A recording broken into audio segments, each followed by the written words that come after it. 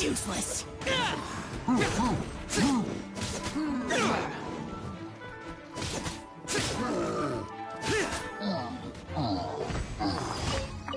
Go.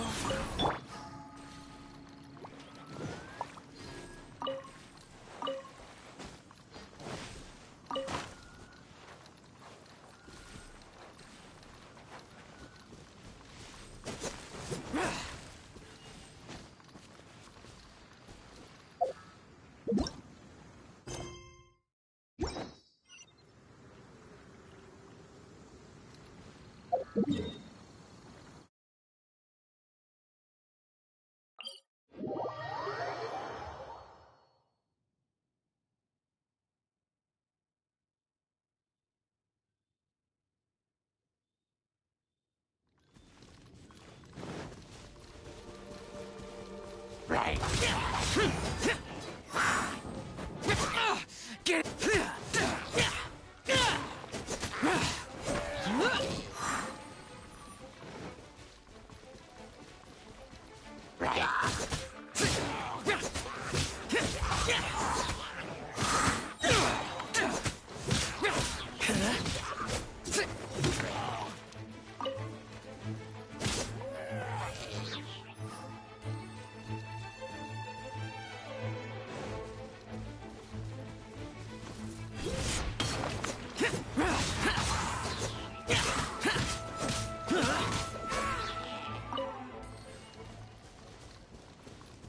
Rise.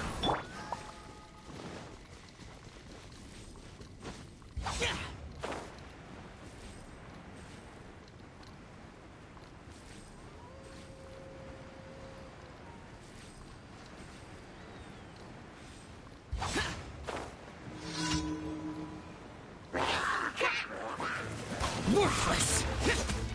Evil conquering.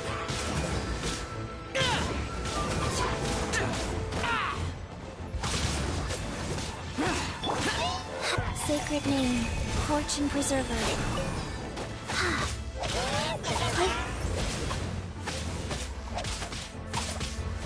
With sword comes shadow. Speed of light. Incoming. Oh, so sorry.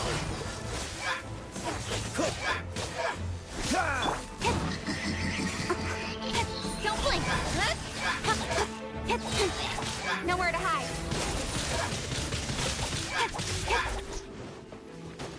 Hey!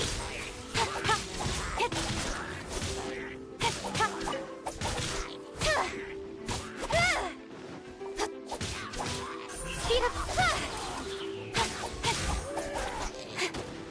Don't blink.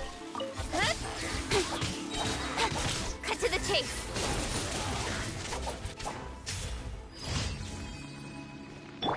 Life goes on.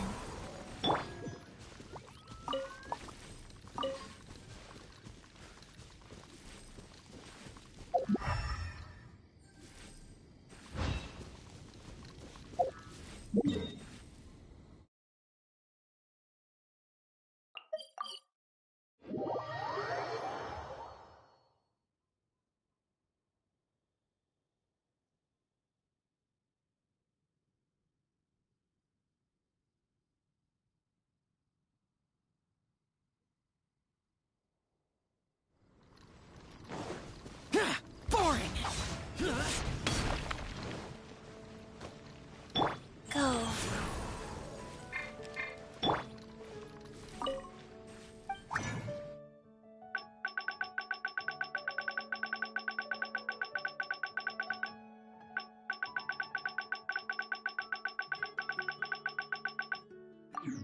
How can I help you?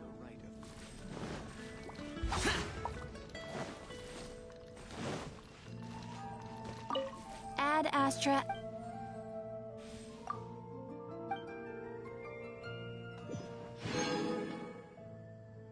Ad Astra Abyssosk. Welcome to the Adventurous.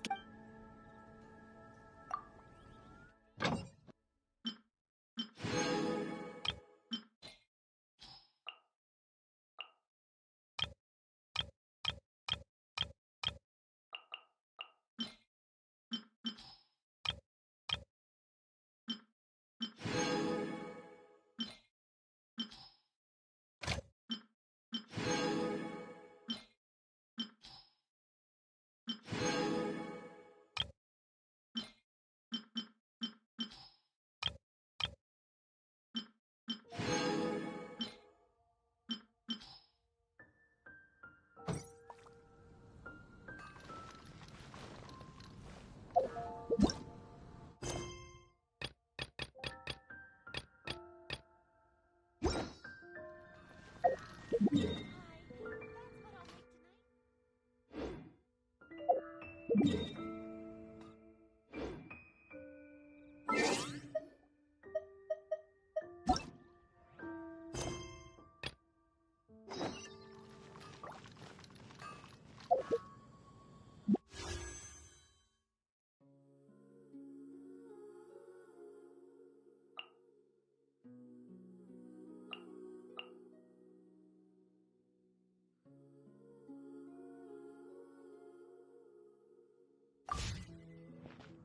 wonder you were master. Take your...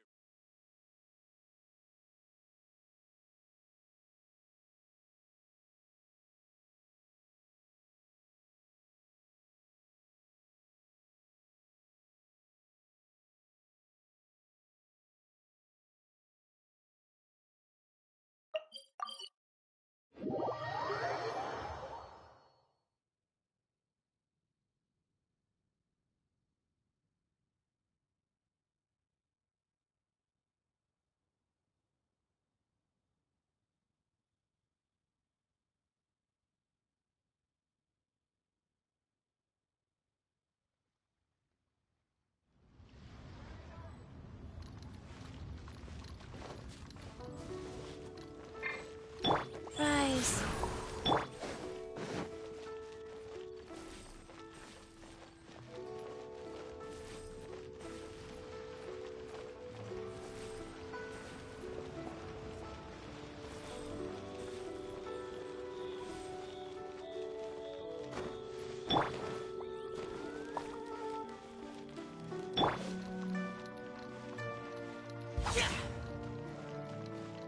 Boring!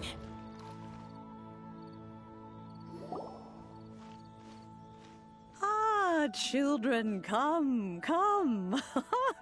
You've arrived at just the right moment. I've been looking for you. Oh, what is it, Granny? Need any help? Oh, no. You've done so much for Liyue Harbor already. I could hardly ask for more. In fact, my old friends and I have been putting our heads together to think of what sort of gift we might give you in return. A gift? For Paimon? Oh, child, you are so very modest. Uncommonly so, even. But you mustn't decline this gift. I simply won't allow it. When you traversed my old teapot in search of the cleansing bell, I heard your little friend mention that you often camp out in the wilds. That simply won't do. Especially since I imagine you still have a very long journey ahead of you. Fortunately, I have not yet grown so old as to see my subspace creation abilities atrophy. Oh, did my friends never mention that to you? Well then, it is a blessing we old folks once received from Rex Lapis, part of our illumination, if you will. I will not go into too much detail, but subspace creation is the ability to create a small, autonomous pocket world. The teapot that you entered previously was a little trinket created using that ability. So, in the eyes of an Adeptus, creating a magic teapot world is just child's play, huh? Oh, indeed, the teapot is nothing to boast of. One such as myself must depart from this realm to create a world of one's own. Rex Lapis, on the other hand, moved mountains and seas. That is what one might call an exercise of true power. But that's enough nostalgia for now. The gift that I have prepared for you just requires a few final materials to add the finishing touch. That's right! Finding stuff's what we're good at, after all. Oh, settle down now, children. There's no need for you to go running hither and thither. I have already found a fleet-footed youngster to prepare what I need. What's more, I doubt that you would know how to find the materials I am searching for. Some of them are very rare indeed these days. Well, for starters, I require some shimmer soil from the banks of Dihua Marsh. Back in the day, it could only be found where the glaze lilies thrived most profusely. You would have to dig downward, following the roots of the glaze lilies, and if you were lucky enough, you just might find a small patch of shimmer soil there. But almost no one has been able to find shimmer soil in this manner since Dihua Marsh came to be the way it is today. Even more difficult to find is smaragdus jadeite, which must be chiseled from the rock of the chasm. Or so it used to be. Ever since the Blackcliff Forge opened for business, they've slowly but surely stripped the mines all but completely bare of it. In any case, smaragdus jadeite is an adepti treasure, and the adeptal power within is not something that most humans can withstand. Extended contact with it is, in fact, harmful to humans. Goodness knows if that child will succeed in finding these items. Well, since you're an Adeptus, Granny, the person you asked for help, they must be an Adeptus too, right? Yes. I suppose she does count as an Adeptus. She counts? How come there are so many Adepti in Liyue Harbor? We seem to bump into them all the time. It feels like even when you go out to eat, you could be sitting next to an Adeptus and never even know it. Oh, maybe so. Who can say? A fair few of my old friends are rather fond of mundane mortal life, after all. I'm back, Granny. Oh, I don't believe we've met. Allow me to do the honors. This child here is Yen Fei. She's the one helping run some errands for me. Yen Fei, I believe you already heard of the Traveler and his traveling companion. Of course, who hasn't? Much has been written about you in the Millilith's records. You became one of Liyue's most wanted after the Millilith marked you as a suspect following the incident at the Rite of Dissension. After which, you fought off the Millilith at Julian Karst and made contact with the Fatui. Before finally defeating an ancient god together with Granny and her associates, and subsequently being cleared of any and all suspicion by the... A shame that we didn't meet sooner. If we had, well, I can't say that I would have been able to clear you of suspicion immediately, but it certainly would have been less... allow me to introduce myself once more. I'm Yenfei, Oh, yes, here's my business card. You'll find it has my contact details and office address. If you have an urgent issue, just leave me a note at this address. Oh, and I almost forgot to mention, I offer a very generous... All right, Yenfei, all right. Let's get to the business at hand. I do not think these two are in any dire need of legal assistance at the moment. You'll have to excuse Yanfei. She's always been like this, ever the talkative one when it comes to her own affairs. Paimon was gonna ask the same question.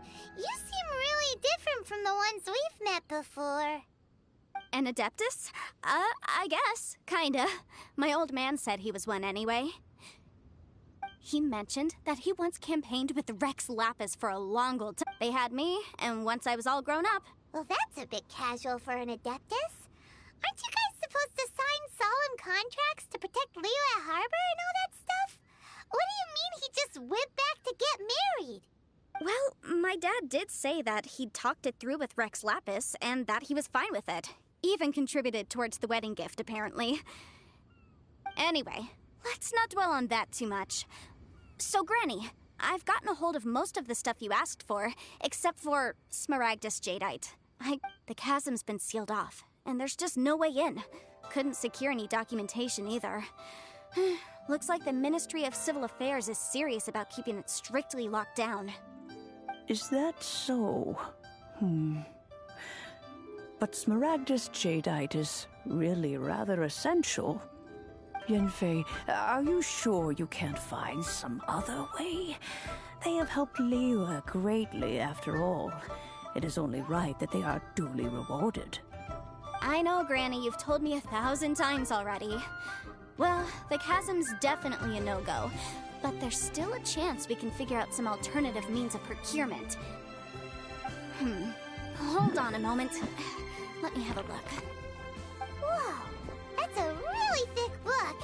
What kind of things do you write in there? Commercial consultancy. Or... Snezhnaya? Ah, found him. Crossel. A Snezhnayan merchant who once came to me with some legal queries on certain articles in the legal codices. If my memory serves, all of them had to do with rare ores. He mentioned that he was considering acquiring some Smaragdus jadeite to make hairpins, and wanted to know if there were any legal ramifications that he should be aware of. Said he was planning to sell them in Snezhnaya. So, I guess I'll go look for him. With any luck, he'll have gotten... Oh, you want to join me? Wow, an Adeptus imploring us to avoid incurring legal liability. Well, that's a first for sure. Best we be a little more careful than usual while we're with her.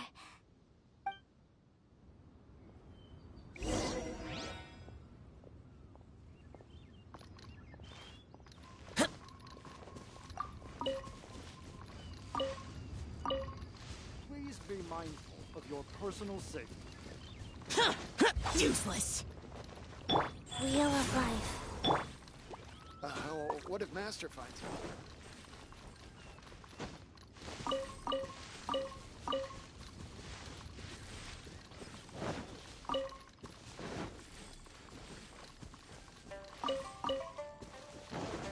Boring.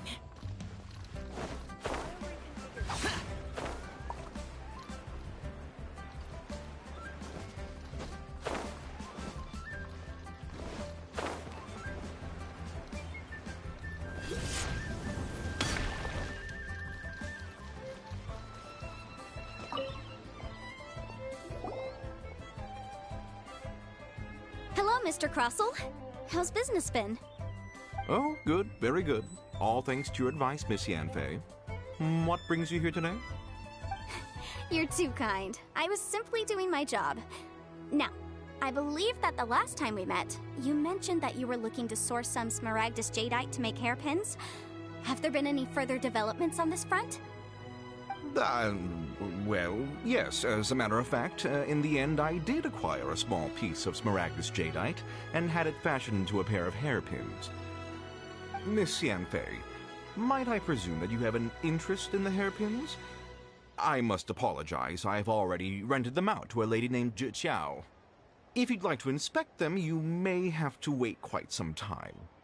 Wait, isn't Smaragdus jadeite really rare? Aren't you worried about the hairpins getting damaged or lost while they're being rented out? No, I'm not worried in the slightest, because I signed a contract with Miss Xiao before renting them to her. The contract makes it quite clear that if she loses or damages the item in question, she must compensate me for its full original value. In return, I included a clause that guarantees the Smaragdus jadeite is genuine, with a penalty of 10 times the item's value payable by me to Miss Xiao in the event that it is shown to be a fake. Guaranteed genuine, with 10 times the value payable if this claim is shown to be false. Yes, these terms are very clear indeed. Of course. This way, both the client and I have the assurance we need. To ensure fairness, each of us has retained an original copy of the contract. In that case, might you know where Miss Xiao lives? We'd like to pay her a visit and have a look at the hairpins. Oh, of course. She wrote her address down when we signed our contract. Here, I'll mark it on your map for you. Thanks a lot, Mr. Crossel. We'll be off now.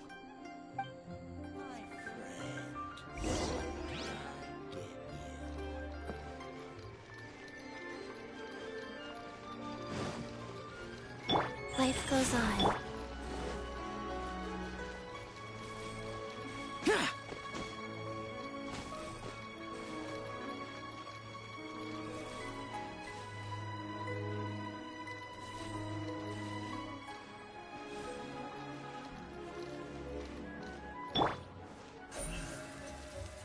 Lioli Pavilion, best Lee food in town.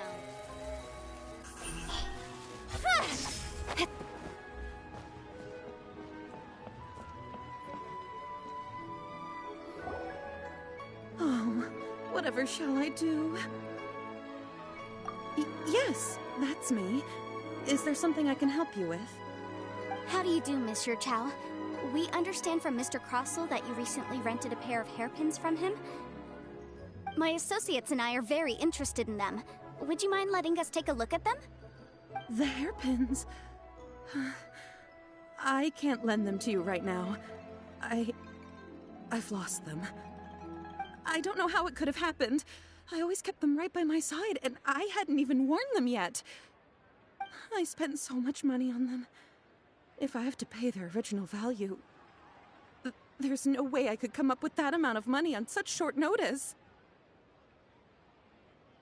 My family is in the ore business too, but business has been suffering ever since the chasm was sealed off. We now have a backlog of paid-up orders just sitting around, so we've been having to purchase some stock from other ore merchants to complete them. A big banquet is coming up in a few days, and several ore merchants I know of will be there. I need this opportunity to mingle and discuss prices. That's what the hairpins were for, to keep up appearances. I can't have them looking down on me. But now that I've lost the hairpins, what will I do? Why does Paimon have a sudden strong sense of deja vu? Would you really? I sent a commission to the Adventurers Guild, but I haven't heard anything back from them yet. Hold on. Don't run off looking for the hairpins just yet. Monsieur Chow, would you let me have a look at the rental contract you signed? Huh? Well, I mean, sure, I have it right here. Here you are. Let me see. That's right! Yanfei said she's a legal advisor, didn't she? Maybe she can help Juqiao somehow. True. Though surely there must be a win-win solution. Right. I finished reading the contract. The terms are very clear, and they do indeed stipulate that you must pay Mr. Crossell the original value of the hairpins as compensation for the loss. Furthermore, the contract also expressly states that the amount of compensation must take current market prices into account. And given the rarity of Smaragdus Jadeite, I fear that the final amount of compensation may end up being significantly higher as a result. Even higher? Oh, no. Uh-oh. Juqiao looks like she's about to faint. However, all of this is assuming that it is indeed genuine Smaragdus Jadeite that was inlaid into the hairpins. Did you really have to pause before saying that part? Anyway, the hairpins are lost, so how exactly would we be able to find out if the jadeite is genuine or not? Whichever way you look at it, we've got to start by finding those hairpins. Except that if we found the hairpins, there'd no longer be any need to check whether the jadeite is genuine, would there? Seems right. Please, don't trouble yourselves over this. The fact is, I lost the item, and I should pay compensation per the contract. However much it is, I will have to pay it. My family are merchants, after all. It's vital that we keep our word and respect our contracts. Now that it's come to this, I really shouldn't keep Crossell in the dark any longer. I'll go and inform him of the issue, and then negotiate the amount of compensation. Yes, legally speaking, it seems this is the most sensible course of action. But before that, I have some questions about the hairpins. So hold on a moment, Monsieur Chow. When you first touched the hairpins, what did you feel? What did I feel? Well, I remember that the gemstones set into the pins were perfectly smooth to the touch, like the finest quality jade. My family has seen much jade pass through its hands in the past, so I am quite certain of my judgment in this matter. Smooth to the touch, finest quality jade. No, it's nothing. I just need to re-examine a few things. Let's head over to Mr. Crossell's.